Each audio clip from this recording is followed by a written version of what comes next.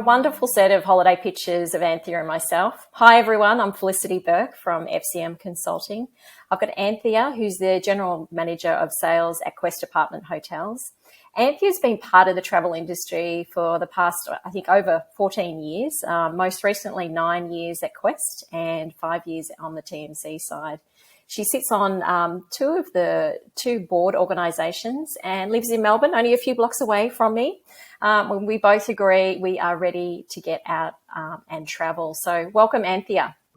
Thanks, Felicity. It's really great to be here. Thanks for joining us today to talk about what we're seeing in 2022 and beyond across Australia and New Zealand. So Anthea, first things first, do you think the hotel industry across Australia and New Zealand are ready for travel to open up? Absolutely, Felicity. I'm incredibly proud of our industry for what we've managed to accomplish and the role we've played in keeping Aussies safe. And over the past 18 months, we have certainly proven our agility and our ability to innovate. That aptitude will hold us in great stead going forward because we know we need to continue to be agile for our corporates. We have the strongest processes and procedures in place to keep our guests safe. Right now, Quest is stronger and well-equipped business than it has ever been. Through all the challenges our industry has faced, I'm confident we are going to emerge stronger and our business owners are ready to welcome back corporates around the country. We can all see the light at the end of the tunnel and we're really excited for the next few months and more so into 2022. That's great. I'm excited just hearing that. What do you think is going to be changing for corporates in travel? As we're now transitioning to a post-pandemic reality, the boost of the vaccine economy and our international borders opening, the hotel industry is longing and ready to welcome back our corporate travellers and, for that matter, all travellers.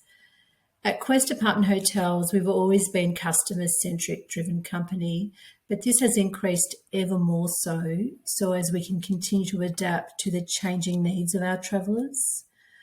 We know and understand that each company's travel recovery trajectory will work differently. And with that in mind, we've put in place standard operating processes to ensure that our decision-making is agile.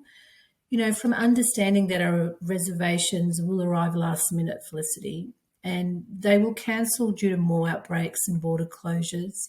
And this requires a real flexible terms on our behalf. Agility when it comes to offering, either static or bar rates, as our corporates are unsure of their travel demand, to ensuring that all our guests know that when they stay with us, not only will they be comfortable, but also safe as we adhere to the health guidelines.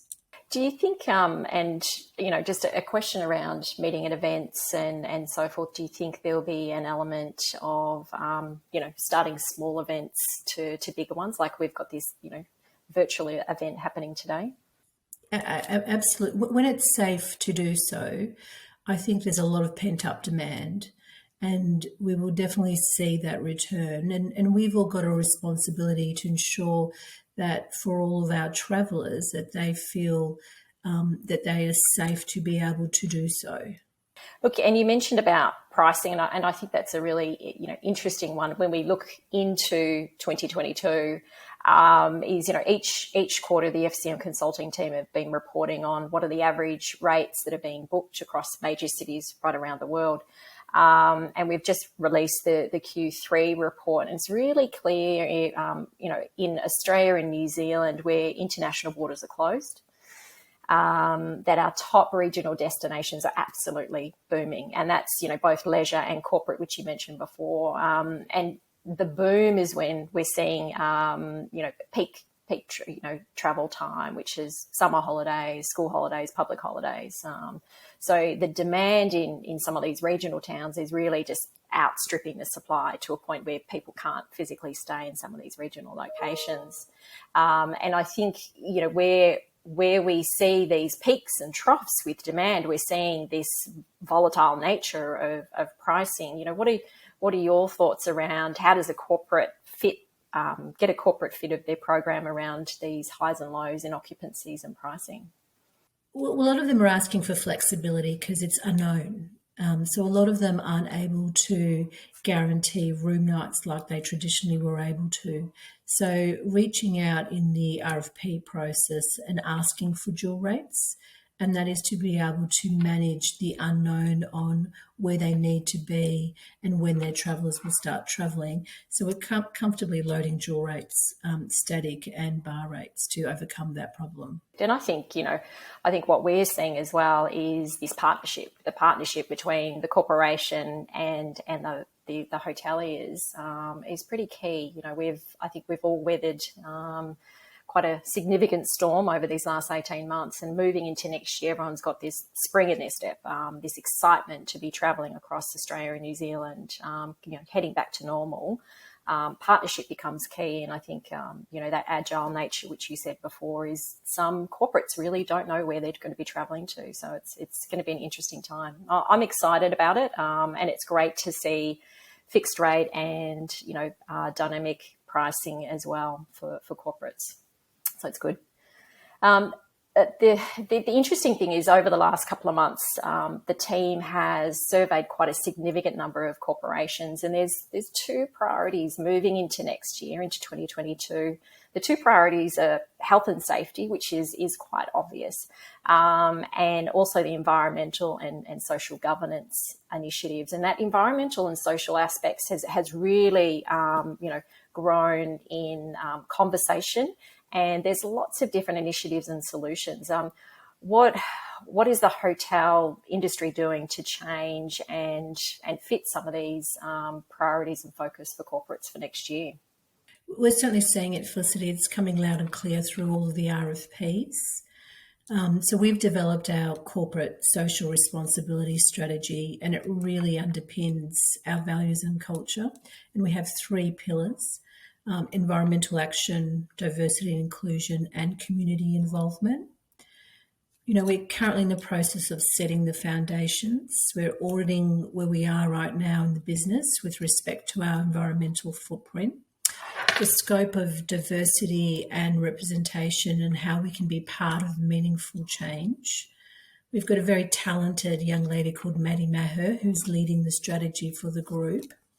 And whilst it certainly won't be easy, as it's going to take a concerted effort from ourselves and our business owners over the next few years, we are very committed and intend to make significant change at a local property level and corporate office to ensure that we are great corporate citizens and a brand people are proud to stay with.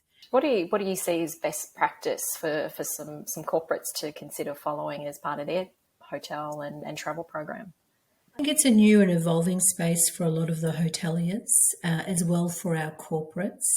And for me today, what I say is ask for the strategy. That's the first step. Ask for a company's strategy to understand what they're working through and what their values are and how they will be adding value as corporate citizens.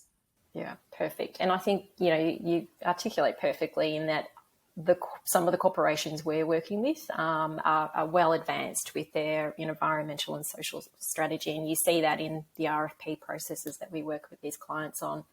And then others are still getting themselves ready from a corporate perspective. So I think there's definitely a lot more social conversation to happen amongst the hoteliers, the airlines, and our corporate customers, our shared customers. So yeah, it's I think great initiatives being developed by Quest. So well done. It's great. Thank you. Thanks, Anthea, for your insights today and shared best practice across both the Quest Group, the hoteliers, and also corporates. Really insightful. I know I'm really looking forward to 2022. As parting words, what is your message to our shared travellers? There's no getting around it, Felicity. The past couple of years have been challenging beyond words for each and every one of us, professionally and personally. We've had borders open, close, time and time again, and the impact that has on the travel sector, has been colossal. But what it has highlighted is that we have some seriously smart operators among us, people with incredible skill, resilience and aptitude that have continued to take seemingly impossible challenges with enthusiasm and success. You know, there is no doubt that our corporate travellers will feel some trepidation for a short while longer as things open up.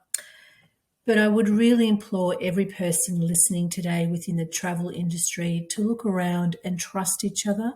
We have the right processes and procedures in place, and together we can get this industry back on its feet and our travellers focused on their business outcomes. Wonderful.